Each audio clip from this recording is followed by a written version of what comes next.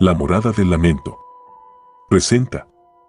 Un chico aparece durmiendo en su casa. Pero al investigar, descubre que él es el fantasma. Capítulo 3. La casa reducida a cenizas. Pasaron varios días, y Daniel no logró descansar ni una sola noche. Se quedaba despierto hasta la madrugada, con todas las luces encendidas, mirando sin cesar hacia la puerta de su habitación, esperando verla abrirse de nuevo. Pero Leo no regresó. Durante 3 noches seguidas, su cama permaneció vacía y ordenada, como si nada hubiera ocurrido.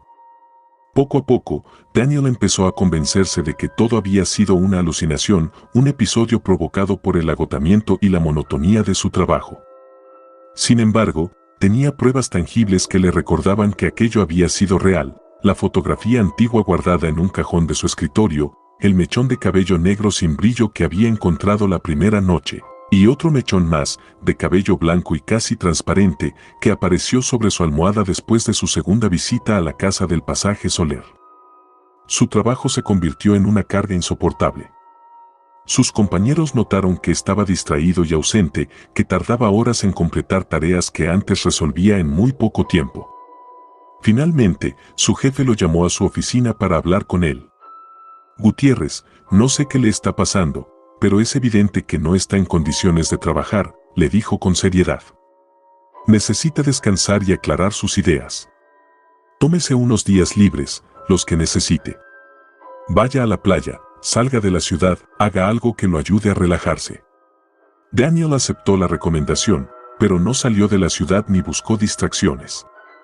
Al contrario, tomó una decisión que le pareció la única manera de encontrar respuestas: volver al Pasaje Soler 450, esta vez a plena luz del día, y ver la casa con claridad. Quería comprobar con sus propios ojos si realmente vivía alguien allí, y si fuera necesario, entraría sin permiso. Sabía que estaba mal, pero necesitaba saber la verdad más que nada en el mundo. Llegó un martes al mediodía. El sol brillaba fuerte y alto en el cielo, pero al acercarse a la casa, tuvo la sensación de que la luz no llegaba hasta allí, como si el edificio rechazara el sol y se mantuviera siempre en una penumbra oscura y fría. El jardín seguía descuidado y lleno de maleza, pero la bicicleta roja que había visto días antes ya no estaba. En su lugar solo había un neumático viejo y algunas latas vacías tiradas en el suelo. Daniel rodeó la construcción hasta llegar a la parte trasera. La puerta que daba al patio estaba entreabierta, como si alguien la hubiera dejado así hacía mucho tiempo. Empujó despacio y entró. Lo primero que lo golpeó fue el olor, un aroma fuerte y penetrante a cosas quemadas, pero no a madera ni a materiales de construcción. Era un olor más pesado y desagradable, que le recordaba a cabellos o tejidos humanos consumidos por el fuego. Se tapó la nariz y la boca con la manga de su camisa y siguió avanzando. El interior estaba totalmente destruido. Las paredes estaban cubiertas de una capa negra de hollín y humo, y en varias zonas el techo se había derrumbado, dejando al descubierto las vigas, ahora oscuras y carbonizadas por las llamas. Lo que quedaba de los muebles era casi irreconocible: mesas y sillas convertidas en esqueletos de madera negra, un televisor derretido sobre su base de plástico deformada, trozos de objetos que ya no se podía saber qué habían sido. Pero lo más inquietante estaba en la sala principal. En el centro del piso, alguien había dibujado un círculo perfecto con tiza blanca o quizás con ceniza compactada, y dentro de esa marca había restos de huesos pequeños y frágiles. Podrían haber sido de un animal, pero por su forma y tamaño, a Daniel le parecieron restos de un cuerpo humano, de alguien muy pequeño, un niño. Sintió una náusea fuerte y ganas de salir corriendo de allí, pero sus piernas lo llevaron en cambio hacia la escalera que subía al piso superior. Subió con cuidado, pisando con miedo los escalones crujientes que parecían a punto de romperse bajo su peso. Al llegar arriba, vio una puerta que debía haber pertenecido al dormitorio principal, tapiada con tablas de madera clavadas en cruz, tal como se ve en las películas de terror. Sobre las maderas, alguien había escrito con pintura de un rojo intenso y oscuro una frase que le provocó un escalofrío: llegará cuando termine el recuento. Junto a esa habitación había otra puerta, que estaba entreabierta. Empujó suavemente y entró. Supo al instante que ese debía de haber sido el cuarto de Leo. Lo extraño era que, en comparación con el resto de la casa, este espacio se mantenía casi intacto, como si el fuego no hubiera querido entrar allí. Había una cama individual con sábanas de cuadros, un escritorio lleno de libros antiguos y un póster de un equipo de fútbol que Daniel no reconoció. Sobre el colchón, justo en el centro, había algo que parecía una figura acostada. Daniel se acercó con el corazón latiéndole muy rápido y vio que se trataba de un muñeco de trapo, del tamaño y la forma de un niño pequeño. Estaba vestido con ropa de varón y tenía los brazos cruzados sobre el pecho, en la misma postura rígida en la que siempre había visto a Leo. Tenía los ojos cerrados y cosidos con hilos negros gruesos, y sobre la boca tenía una mancha oscura y reseca que parecía sangre antigua. Lo tomó entre sus manos con temblor, y al levantarlo, algo pequeño y delgado cayó desde debajo de la almohada al suelo. Era una hoja de papel amarillenta y gastada, arrancada de un cuaderno escolar. La abrió con dedos torpes y nerviosos. La letra que se leía en la página era pequeña, insegura y desigual, como la de un niño que todavía está aprendiendo a escribir. Me llamo Leonardo. Tengo 14 años. Mi mamá murió cuando yo tenía 6. Mi abuela me cuidó hasta que ella también se fue y me dejó solo. Ahora vivo aquí solo, pero a veces vienen personas a visitarme. El hombre que tiene las llaves de todas las puertas me dijo que un día encontraría a alguien que me dejara dormir en su casa, que me dejaría descansar en su cama. Esa persona eres tú. No sé quién eres ni cómo eres, pero el hombre de las llaves dice que tú también estás solo en el mundo, que tienes una casa grande y vacía, y que también estás buscando algo que no encuentras. Perdóname por haberte molestado y por aparecer sin permiso. Daniel leyó estas palabras 3 veces seguidas, tratando de entender su significado. Cuando las leyó por 4ª vez, vio que la escritura había cambiado, las letras se habían vuelto grandes, mayúsculas y firmes, como si otra persona, con una mano más segura y adulta, hubiera escrito encima del texto original. No te vayas todavía. No hemos terminado lo que tenemos que hacer. Dejó caer la carta al suelo como si le quemara las manos y salió corriendo de la habitación. Bajó la escalera de 2 en 2, cruzó a toda prisa la sala destruida y el patio trasero, y saltó la reja de hierro para llegar a la calle. Se detuvo allí, con la respiración agitada, tratando de recuperar la calma. El vecino que le había hablado días antes ya no estaba barriendo la acera. En su lugar, una mujer mayor lo miraba fijamente desde una ventana de la casa de enfrente, con una expresión triste y compasiva que a Daniel le pareció lástima. Ella le hizo una seña para que se acercara, y él obedeció sin pensarlo. «Usted es ese joven que ha venido varias veces por aquí, ¿verdad?», le preguntó la mujer con voz suave y seria. «Escuche mi consejo, no vuelva nunca más a este lugar. Esa casa guarda una historia muy triste y oscura, de esas que traen mala suerte y dolor a quien se acerca». Hizo una pausa y miró hacia la construcción quemada, como si recordara algo que le causaba miedo. El niño que vivía ahí, Leonardo, murió hace muchos años, cuando todavía era muy pequeño. Una noche se acostó a dormir y nunca más despertó. Los médicos dijeron que había sido una enfermedad extraña, una muerte repentina sin explicación, pero los vecinos sabíamos la verdad, aunque nadie se atrevió a decir nada en ese entonces. Su abuela lo envenenó. Al día siguiente, ella también apareció muerta en su habitación. Y poco después, alguien prendió fuego a la casa para borrar todo rastro de lo que había pasado allí. Pero el cuerpo del niño, nunca lo encontraron entre las cenizas. Nunca supimos dónde estaba. Daniel sintió que el suelo se movía bajo sus pies, como si estuviera a punto de hundirse. ¿Dice que el cuerpo del niño nunca apareció?, repitió, casi sin voz. Nunca, confirmó la mujer. Y desde entonces, muchos vecinos han contado que a veces, en las noches oscuras, se ve a un chico caminando por las calles del barrio. Dicen que busca un lugar cálido y seguro para dormir, que prueba las puertas de las casas hasta que encuentra una que no está cerrada o que tiene un espacio por donde entrar. Usted no ha sido la primera persona a la que le ha pasado esto, joven, y seguramente no será la última. La mujer se despidió y se alejó de la ventana. Daniel se quedó mucho tiempo parado en la vereda, mirando la casa en ruinas. El sol se estaba ocultando y la luz del día se iba apagando poco a poco, alargando las sombras de los árboles y los postes hasta cubrir toda la calle. Cuando ya casi era de noche, vio algo que lo hizo dar un paso atrás, asustado. En la ventana del cuarto superior, detrás de los vidrios rotos y sucios, una figura pequeña se movía lentamente. Era un chico, pero no era Leo, este parecía más joven, más pequeño y delgado. Y justo a su lado, se distinguía otra silueta, la de una mujer muy alta y delgada, con el cabello blanco y brillante que parecía atraer toda la oscuridad a su alrededor. Comenzó a correr sin mirar atrás, corrió hasta que le faltó el aire y sintió que sus pulmones se quemaban.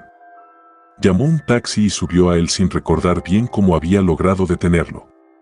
Durante todo el trayecto hasta su casa, tuvo la sensación de que alguien lo seguía, que algo o alguien viajaba junto a él en la oscuridad.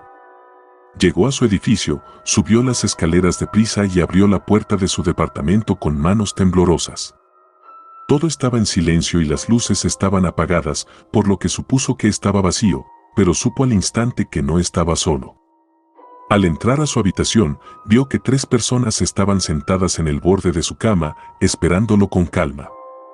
Reconoció de inmediato a la mujer joven de cabello negro sin brillo, a la anciana de piel pálida y cabello blanco transparente, y a Leo, que tenía los ojos cerrados y se mecía suavemente de un lado a otro, como el péndulo de un reloj antiguo. Los 3 volvieron la cabeza al mismo tiempo para mirarlo, y sonrieron. Eran sonrisas idénticas, rígidas y mecánicas, que no reflejaban ningún sentimiento ni emoción, como si fueran máquinas programadas para hacer ese gesto. «Hace mucho tiempo que te estamos esperando», dijo la mujer joven con voz suave y monótona. «Mucho, mucho tiempo», repitió la anciana, con una voz que sonaba como un susurro arrastrado. En ese momento, Leo abrió los ojos. Eran esos ojos marrones, brillantes y húmedos que le daban tanto miedo a Daniel. «No tengas miedo ni te asustes», le dijo el chico con calma. «Solo necesitamos que nos ayudes a recordar. El hombre que tiene todas las llaves nos dijo que tú posees la llave que abre la puerta hacia el otro lado, hacia donde nosotros queremos ir». De repente, una luz muy fuerte y deslumbrante llenó toda la habitación. No era la luz de una lámpara ni de la calle. Era una luz blanca, espesa y brillante como un líquido, que envolvió todo lo que había en el cuarto y comenzó a hacerlo desaparecer. Daniel sintió que su propio cuerpo se deshacía lentamente, convirtiéndose en partículas minúsculas, que sus pensamientos se mezclaban y se perdían, y que el tiempo se deformaba y se plegaba sobre sí mismo como una tela mal doblada. Y después de esa sensación, ya no sintió nada más. Solo hubo silencio y vacío absoluto. Capítulo 4. El despertar del intruso. Cuando Daniel volvió a recuperar la conciencia y pudo ver algo, lo primero que notó fue que estaba mirando hacia un techo que no reconoció. No era el techo bajo y sencillo de su departamento. Este era más alto, tenía una mancha grande de humedad con una forma curiosa que le recordó al mapa de Sudamérica y una lámpara antigua que proyectaba sombras largas y cambiantes sobre las paredes. Sintió que alguien le tocaba el hombro y lo sacudía con insistencia. Una voz joven, algo asustada y confundida, le hablaba repetidamente.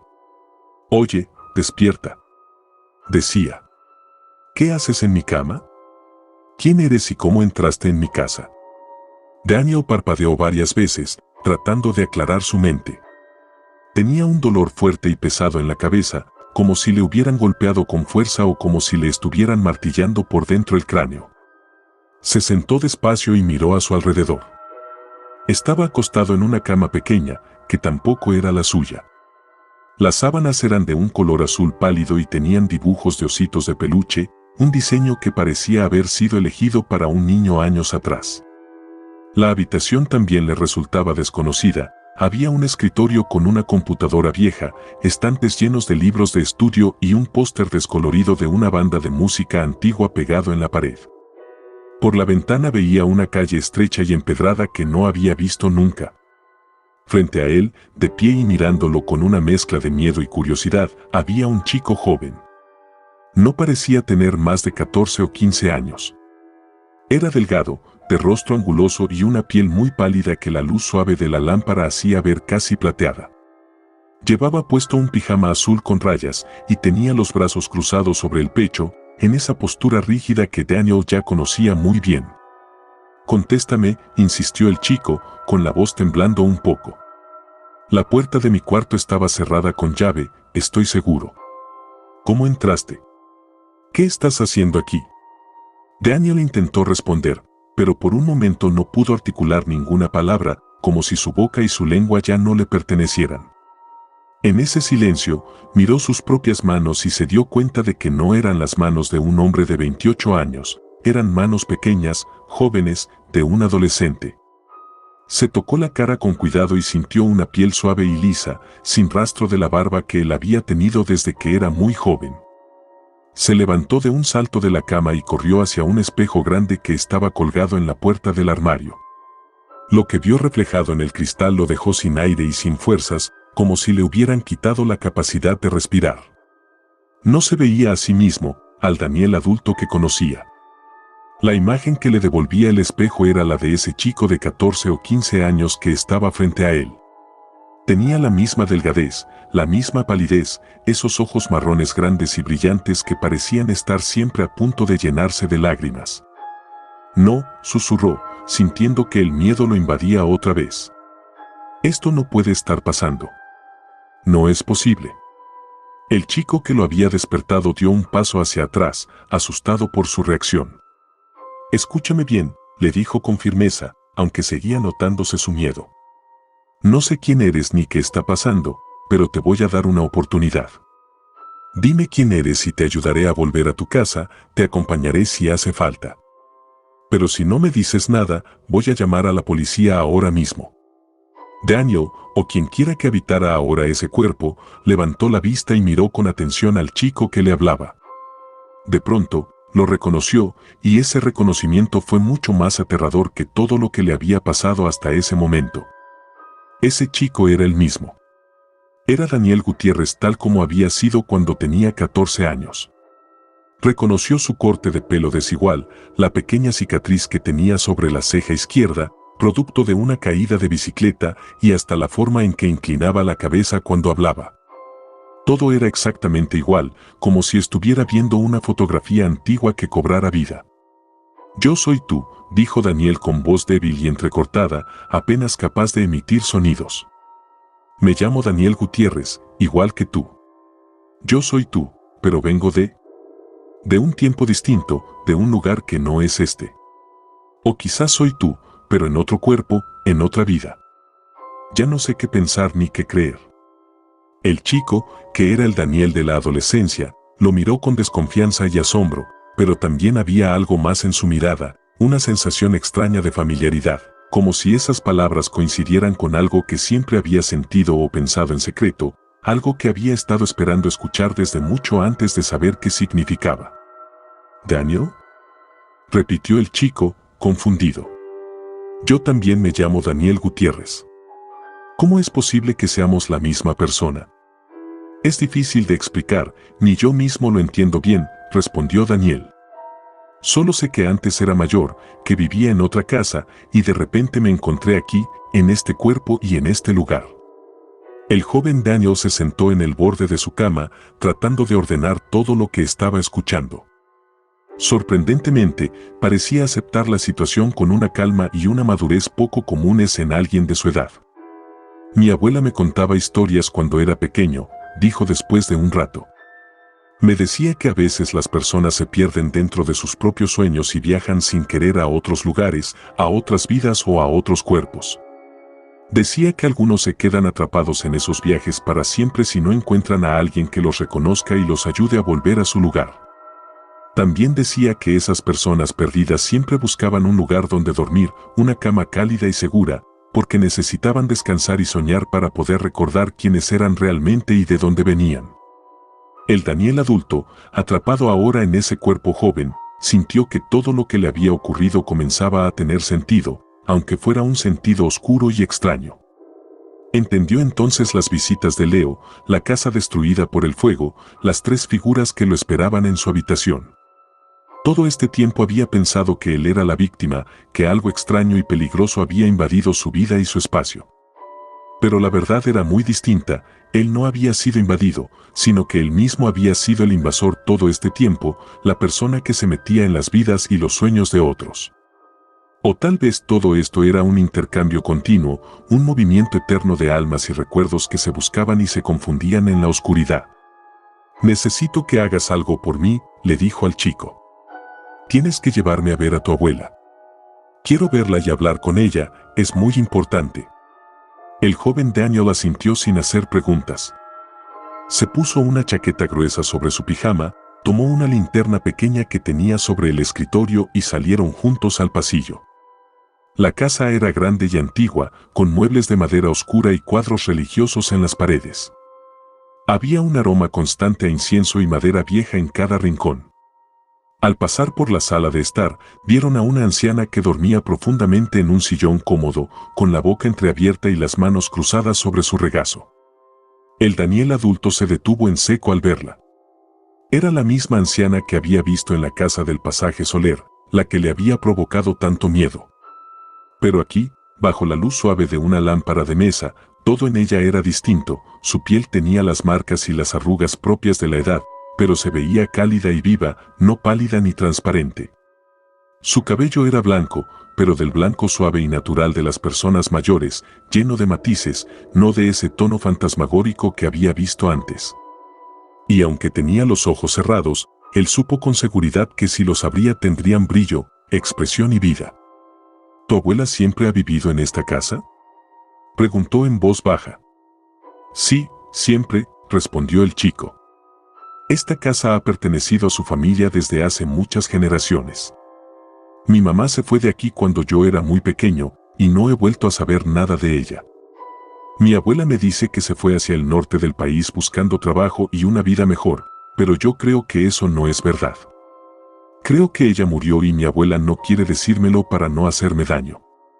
Ella miente mucho, pero siempre miente para protegerme y para que yo esté tranquilo. Daniel sintió que todas las piezas de ese rompecabezas macabro comenzaban a encajar, aunque al hacerlo le provocaran un dolor profundo y angustioso. Comprendió que la mujer joven de piel cerúlea y ojos vacíos que había visto en la casa del pasaje Soler no era la madre de Leo, sino la suya propia. La madre que supuestamente se había marchado al norte, o la que había muerto y se había ahorcado en una sala vacía. Quizás ambas versiones eran ciertas de alguna manera, o quizás ninguna lo era realmente. Parecía que las historias y las vidas se repetían, se dividían y se mezclaban, creando realidades distintas y opuestas al mismo tiempo. Tengo que irme de aquí, dijo con urgencia. Tengo que volver a mi cuerpo, al cuerpo que tenía antes, y a mi casa. No sé cómo hacerlo, pero tengo que intentarlo. El chico lo miró con una expresión que mezclaba compasión y admiración. ¿Y cómo se hace eso?, preguntó con curiosidad y preocupación. ¿Sabes qué tenemos que hacer para que puedas volver a tu lugar? No tengo ni idea, admitió Daniel, pero creo que todo esto ha ocurrido mientras dormíamos y soñábamos. Tal vez la única forma de volver sea hacer lo mismo, dormir de nuevo, cerrar los ojos y esperar a que todo cambie otra vez. Regresaron a la habitación. Daniel se acostó en la misma cama que acababa de ocupar, sintiendo la extraña sensación de que ese lugar le pertenecía y no le pertenecía al mismo tiempo.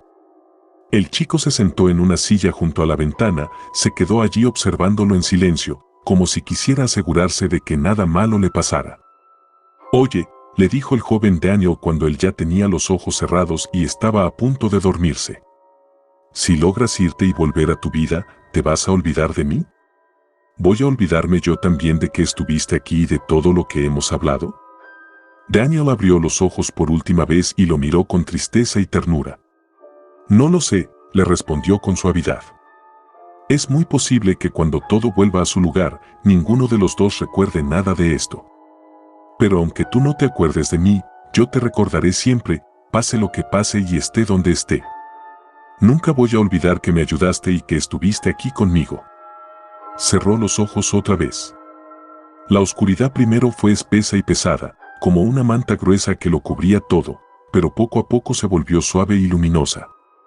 Escuchó una voz suave y profunda que le llegaba desde muy lejos, que reconocía como la voz de la abuela que dormía en la sala, aunque no sabía cómo era posible que ella hablara si seguía durmiendo. El niño que se va siempre regresa a su lugar, decía la voz, pero el que se queda atrapado en el camino nunca sabe que alguna vez se fue. Cree que su vida siempre ha sido así y que no hay nada más que buscar.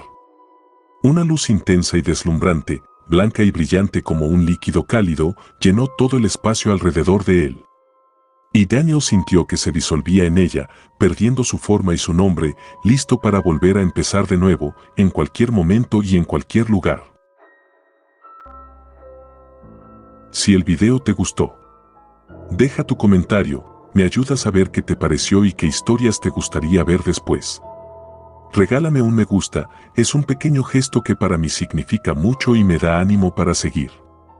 Compártelo con tus amigos y quienes disfruten de este tipo de relatos, así hacemos crecer este espacio juntos.